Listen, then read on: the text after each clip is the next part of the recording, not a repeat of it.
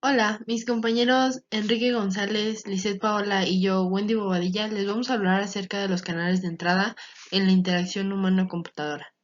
Los canales de entrada surgen de la interacción entre la persona y el computador. Esto ocurre cuando hay un intercambio de información entre ambos. El computador presenta cierta información en un formato físico determinado y la persona debe captarla a través de sus sentidos para después procesarla.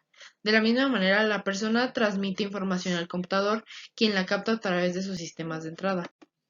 El computador tiene cuatro sistemas de entrada, que son el traer un programa de la memoria, decodificarlo, ejecutarlo y reescribirlo. Lo primero que se debe de hacer es traer el programa de la memoria cuando el usuario ejecuta un comando para abrir un programa. La CPU recibe esta solicitud y la procesa. La decodificación es la fase siguiente del proceso. Es cuando la CPU procesa el programa que se trajo de la memoria.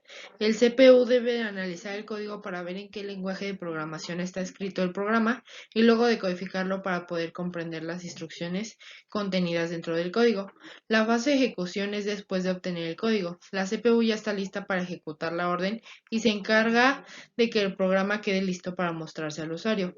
Y por último, la fase de reescritura, que es necesaria para corroborar si hubo un problema durante alguna de las fases anteriores.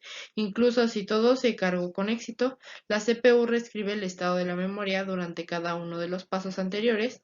Los registros de la CPU se retroalimentan con este proceso. La transmisión del computador a la persona habrá de considerarse el funcionamiento de los sistemas sensoriales humanos.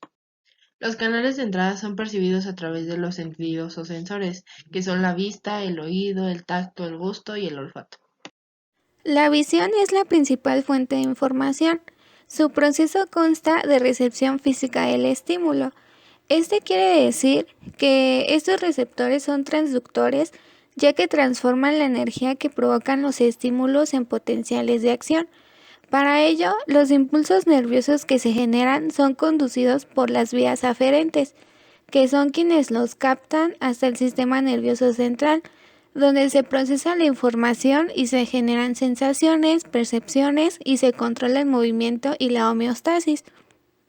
Otro punto de este proceso es la interpretación del estímulo. Este quiere decir que el ser humano es capaz de recoger todo tipo de información a través de nuestro sistema cognitivo. Este se define como todos los procesos que se producen en nuestra mente cuando percibimos, atendemos, memorizamos, recordamos y pensamos. Los componentes son color, brillo, tamaño y profundidad y ángulo visual. El color es cuando el ojo percibe la tonalidad, intensidad y saturación de la luz.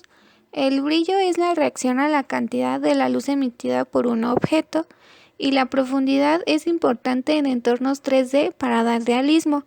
En la imagen 2D que percibe la retina deben existir claves que informen de la profundidad de la escena. El sentido número 2 es el oído. La audición es también crucial para la comunicación humana, ya que se trata del núcleo de interacciones sociales y transmisiones del conocimiento. El sentido auditivo es importante para estudiar las interfaces auditivas y las multimodales en las que se combina el sonido y la imagen. El tacto es un canal sensitivo muy importante en el diseño de sistemas de realidad virtual. Este proporciona una realimentación en tareas como pulsar un botón, una tecla o arrastrar un objeto por la pantalla. Este es muy útil para aquellas personas con discapacidad visual o auditiva. Hay tres tipos de receptores sensoriales: los termorreceptores, que son de calor; los nociceptores, que son de intensidad; y los mecanorreceptores, que son de presión.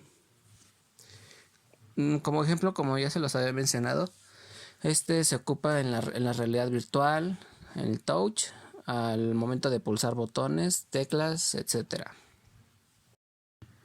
Gusto. Este sentido nos proporciona información en lo que puede o no puede comerse. En este caso son las papilas gustativas las encargadas de recibir los estímulos y pasar la información al cerebro para que sea procesada.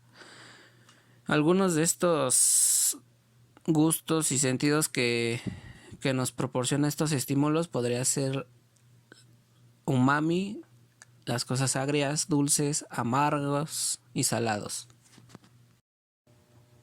El sentido del olfato está conectado con el sistema encargado de procesar las emociones.